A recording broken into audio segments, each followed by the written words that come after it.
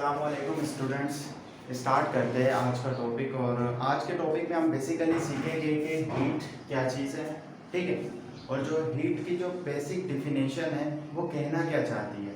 अक्सर डिफिनेशन हम पढ़ तो लेते हैं लेकिन हमें समझ नहीं आता वो डिफिनेशन हमें बता क्या रही है। तो हीट की जो डिफिनेशन है उसको डिटेल में समझेंगे। हीट की एक और दूसरी डिफिनेशन है वो भी हम डिटेल में समझेंगे।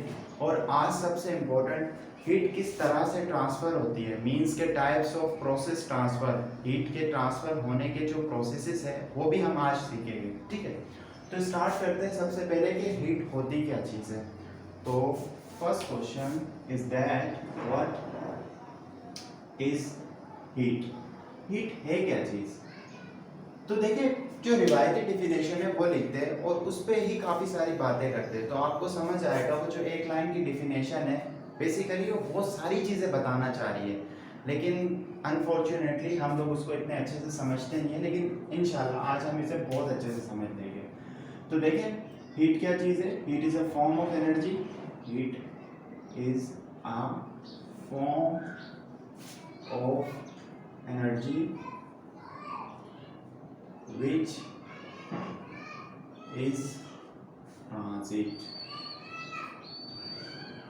अब ये ट्रांजिट है ना, इसका मतलब समझे, ये कहते हैं इसका मतलब क्या होता है। देखिए, heat is a form of energy, ये तो सभी को पता है कि हीट क्या है, फॉर्म ऑफ एनर्जी है। अब एनर्जी क्या चीज़ है। देखिए, एनर्जी बहुत सारी डिफिनेशन से डिफाइन की जाती है।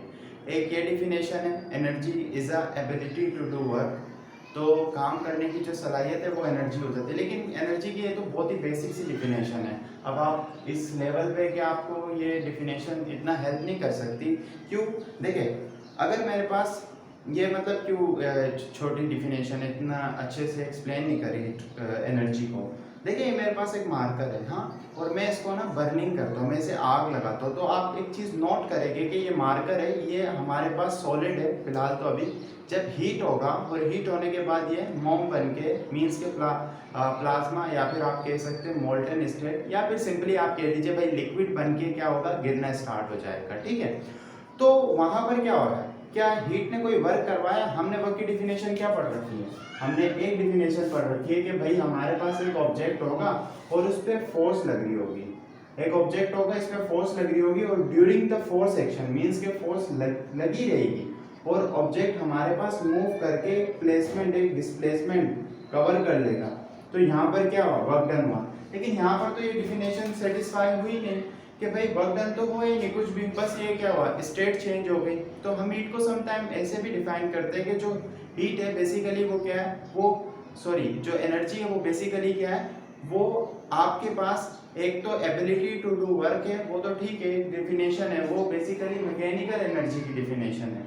लेकिन जो एनर्जी है इसकी और भी डिफिनेशन आती है कि हीट एक सोर्स है जो बेसिकली आपके पास एक स्टेट को चेंज कर देता है। जैसे हमारे पास देखें ना, आप खुद देखिए, ये मेरे पास क्या है, एक सॉलिड स्टेट है और सॉलिड स्टेट लिक्विड में कन्वर्ट हो गया। तो ये वर्क डन तो यहाँ पे नहीं हुआ, लेकिन काम हीट ही ने कराया, मीन्स के एनर्जी ने ही कराया। अब एनर्जी की ये भी एक क्या नहीं कर रही है, टाइप नहीं कर रही है। तो heat is a form of energy. Heat भी क्या आपके पास एक फॉर्म ऑफ एनर्जी, एक टाइप ऑफ एनर्जी है।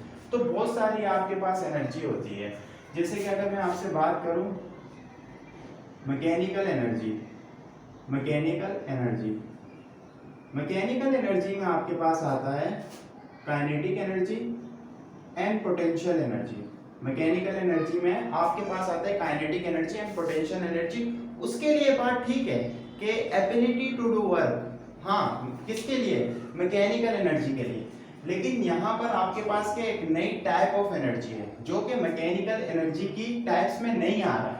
तो वो क्या चीज़ है, वो ऐसी एनर्जी जो हमेशा ट्रांजिट होती है।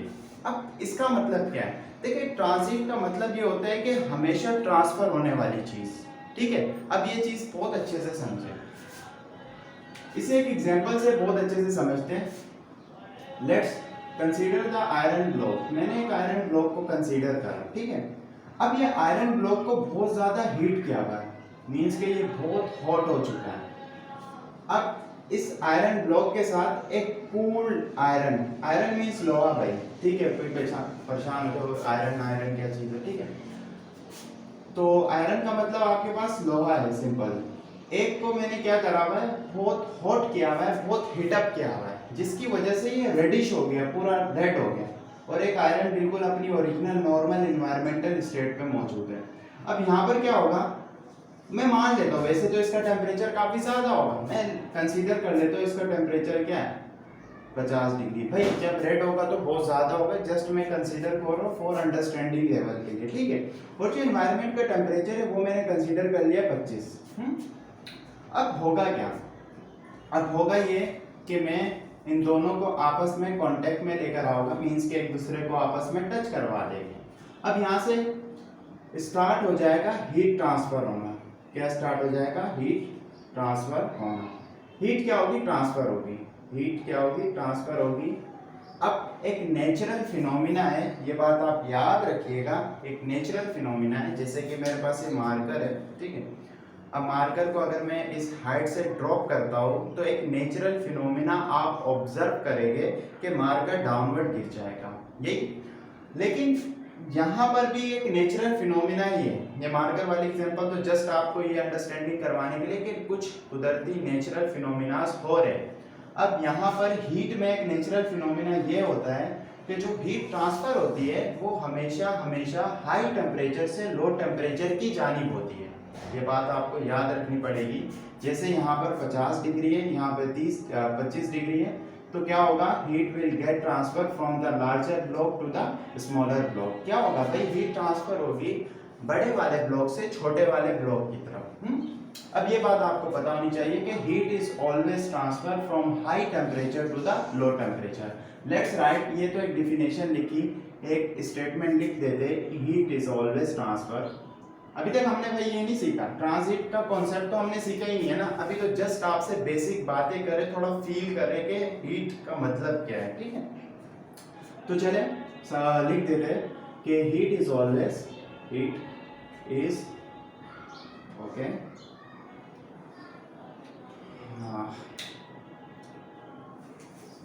Heat is always transfer from high temperature towards lower temperature। Okay, ये तो हमने भाई एक पॉइंट सीखा जो एक बेसिक फिनोमिना है कि भाई आपके पास हीट हमेशा ट्रांसफर होगी from high temperature to the low temperature, ठीक है। अब देखिए इसमें आपको बनाने के कुछ नहीं, बस ये कि आप अपने नोट जब प्रिपेयर करेंगे, जैसे कि मैं आपको पढ़ा रहा हूँ, अब पढ़ाते हुए मैं सारी बातें आपको लिखवाऊंगा, क्योंकि मसला ये होता है अक्सर आप सीख लेते हैं लेकिन आपके पास मौजूद नहीं होता कि आपने कल क्या सीखा था।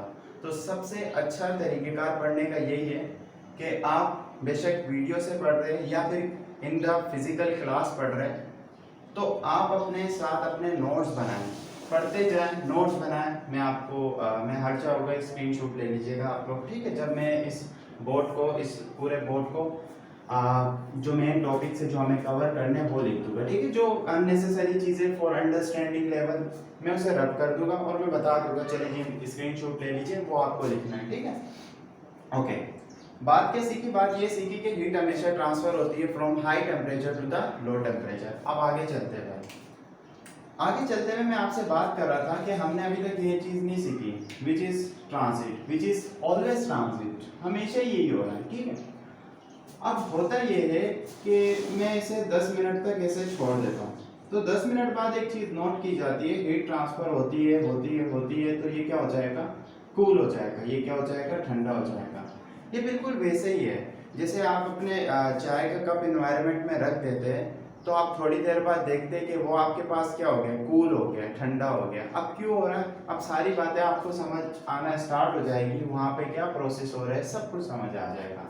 लेकिन यहाँ पर आप क्या चीज़ नोट करेंगे, भाई जो ठंडा ब्लॉक है वो गर्म होने लग जाएगा, जो गर्म ब्लॉक है वो ठंडा होने लग जाएगा।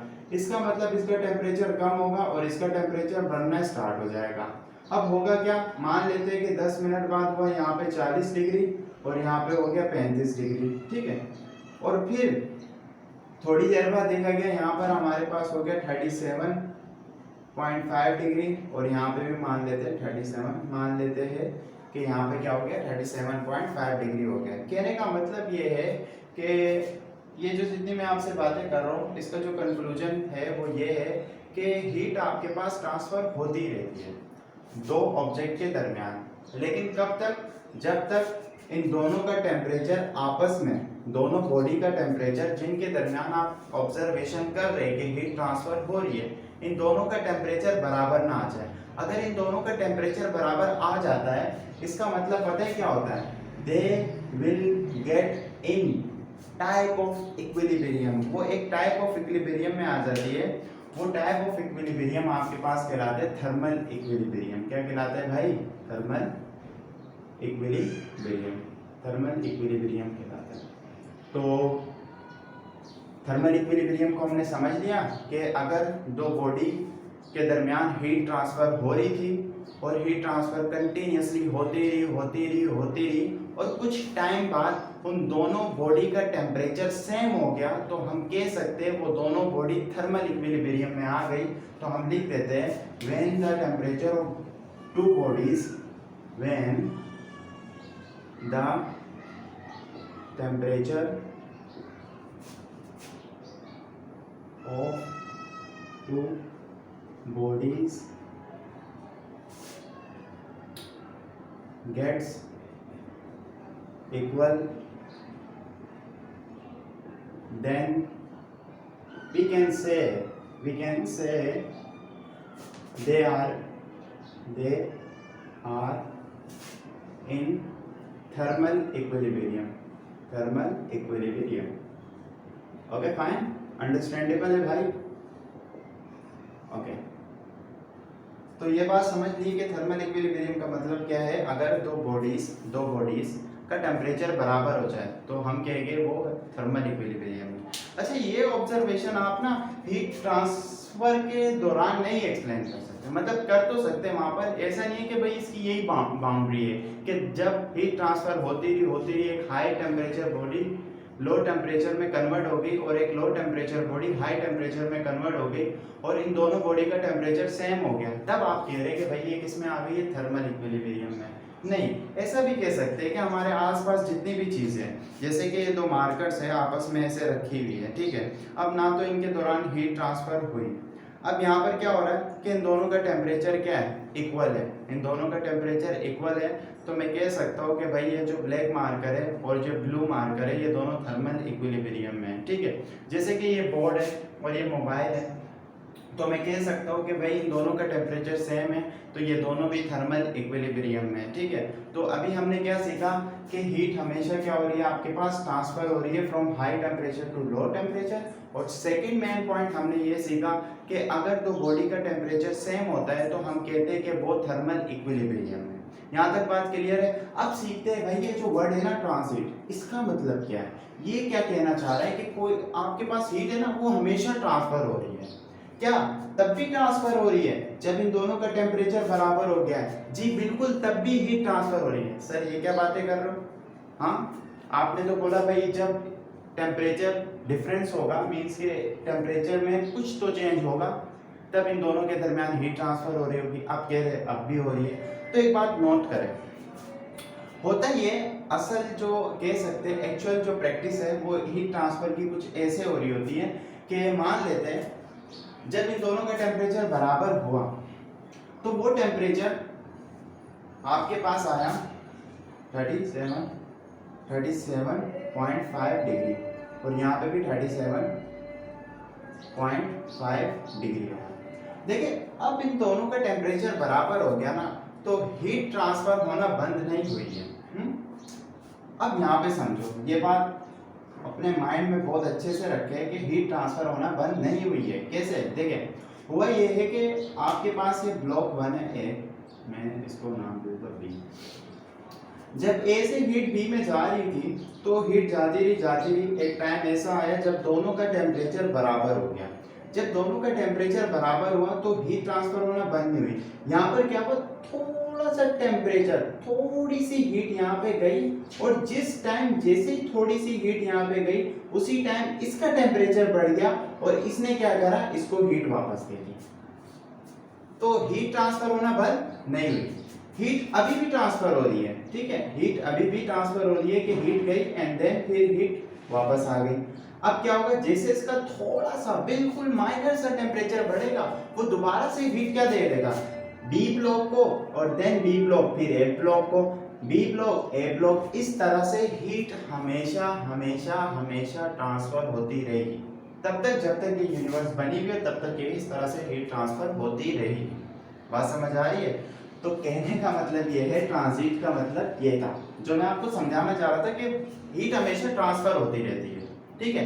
हीट आपके पास ऐसा नहीं है टेम्परेचर बराबर आ गया और हीट क्या करी, रुक गई ट्रांसफर होना, नहीं, हीट हमेशा ट्रांसफर होती रहेगी। ओके, तो ये बात बहुत अच्छे से समझे। Heat is a form of energy, very common definition, and which is always transit, जो हमेशा क्या हो रही है, ट्रांजिट। तो इसका स्क्रीनशॉट ले लीजिए।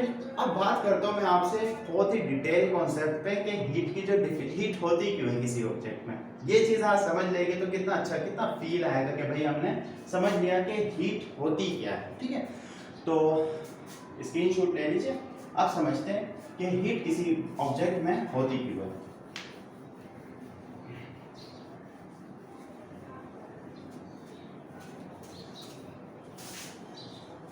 सो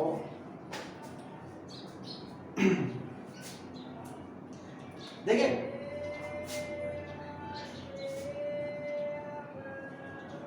ये मैंने ब्लॉक कंसीडर कर लिया, ठीक है, एक ब्लॉक, एक सब्सटेंस, एक मैटर, कुछ भी मान लीजिए भाई, ठीक है। अब होता क्या है कि इसके अंदर पार्टिकल्स होते हैं, क्योंकि आपको पता होना चाहिए कि every matter is composed by particles. हर जो मैटर्स है वो क्या है, छोटे छोटे छोटे छोटे पार्टिकल से मिलकर बना हुआ है, ठीक है। आप मैटर्स को सब्सटेंस भी कहते हैं, ऑब्जेक्ट भी कहते हैं, बॉडी भी कहते हैं, भाई कुछ भी कह देते हैं, ठीक है। तो ये क्या हुआ है, पार्टिकल से मिलकर बना है। हम क्या सीख रहे हैं कि हीट क्या चीज है भाई, हम क्या चीज सीख रहे हैं, हीट क्या चीज है। सर ये क्या मैटर में ले आए आप, देखिए भाई बहुत अच्छे से कॉन्सेप्ट सीखना है ना कि हीट किसी बॉडी में होती क्या है, तो आपको इसे बहुत अच्छे से फील करना पड़ेगा जो मैं कह रहा हूँ, ठीक है। आप ऐसे फील करेंगे, आपके पास ऐसी ऑब्जर्वेशन है। अब होता ये हो ये रहा है, यहाँ पे आपने एक वर्ड सीखा होगा कि आपके पास होती है काइनेटिक एनर्जी, ठीक है। व्हाट इज काइनेटिक एनर्जी, अगर कोई बॉडी कंटिन्यूअसली मूव कर रही है तो उसके पास क्या होती है, kinetic energy. It does not depend how much the body is large और स्मॉल, ये मैटर नहीं करता कि बॉडी कितनी बड़ी हो या फिर कितनी छोटी है, बस मैटर ये करता है उस बॉडी के पास क्या होना चाहिए, मास होना चाहिए और उसके पास स्पीड होनी चाहिए। तो हमारे पास जो मटेरियल होता है उसके अंदर जो हमारे पास पार्टिकल्स होते हैं, इनके पास क्या होती है, काइनेटिक एनर्जी। क्यों, क्योंकि ये कंटिन्यूअसली क्या कर रहे होते हैं, मूव कर रहे होते हैं, एक एनर्जी के साथ क्या कर रहे होते हैं, मूव कर रहे होते हैं, ठीक है। डिफरेंट डिफरेंट डायरेक्शन, अलग अलग है। तो ये पार्टिकल है, पार्टिकल जितना ही छोटा क्यों ना उसका अपना एक मास होता है, वो मूव कर रहा है तो उसके पास वेलोसिटी है, और जब वो मूव कर रहा है, मास है, वेलोसिटी है, तो जाहिर सी बात है उसके पास क्या है, काइनेटिक एनर्जी। अब मान लेते हैं कि भाई इसके पास जो काइनेटिक एनर्जी थी ये कितनी थी, 1 जूल थी। एक पार्टिकल के लिए काइनेटिक एनर्जी 1 जूल थी, भाई कुछ भी हो सकती है, मैंने क्या करा 1 जूल कंसीडर कर लिया, 2, 5, 10 कुछ भी हो सकती है, it could be any value हो सकती है, ठीक है। तो अब क्या करते हैं, एक पार्टिकल की कितनी है, एक जूल। अब मैं क्या करता हूँ, पार्टिकल गिनता हूँ, 1 2 3 4 5 6 7 8 9 10 11 12 13 14 14 पार्टिकल्स मेरे पास यहाँ पे है। एक पार्टिकल की जो एनर्जी है वो कितनी है, 1 जूल। अब मैं आपसे पूछता हूँ कि भाई यहाँ पर 14 पार्टिकल्स की एनर्जी क्या होगी, आप क्या बोलेंगे, सर बहुत ही सिंपल 14 जूल होगी। तो यहाँ पर क्या होगी, टोटल काइनेटिक एनर्जी कितनी होगी, 14 जूल। कितनी होगी, 14 जूल। अब आपको एक बात बताऊंगा, आप हैरान हो जाएंगे कि ये जो 14 जूल है इसका नाम है हीट एनर्जी। क्या है इसका नाम, हीट एनर्जी। कहने का मतलब ये है the total energy of a particle the total kinetic energy of a particle in a substance is called heat energy. ये मेरे पास क्या है, एक सब्सटेंस है, ठीक है, आप मेजर कह दीजिए, सब्सटेंस कह दीजिए, बहुत आसान है, ठीक है। तो जो टोटल एनर्जी थी पार्टिकल्स की, एक की, दो की, तीन की, जितने सारे के सारे पार्टिकल्स की एनर्जी को लिया, सम कर दिया, और जो एनर्जी की एक value I that is called heat energy. तो क्या डेफिनेशन सीखी, heat energy is the total energy of particles contain in a substance, total kinetic energy of a particles, ठीक है। तो let's write the another definition जो मैं आपको कह रहा था, एक एटॉमिक डेफिनेशन है, कॉन्सेप्चुअल डेफिनेशन है, उसे आप समझे। तो डेफिनेशन आपके पास क्या है, the total kinetic energy of the particle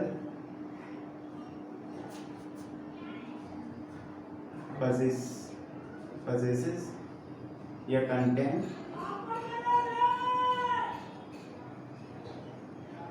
in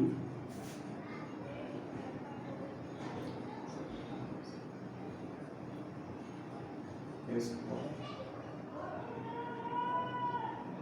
heat energy, is called heat energy। उसको आप लोग क्या कहते हैं, हीट एनर्जी कहते हैं।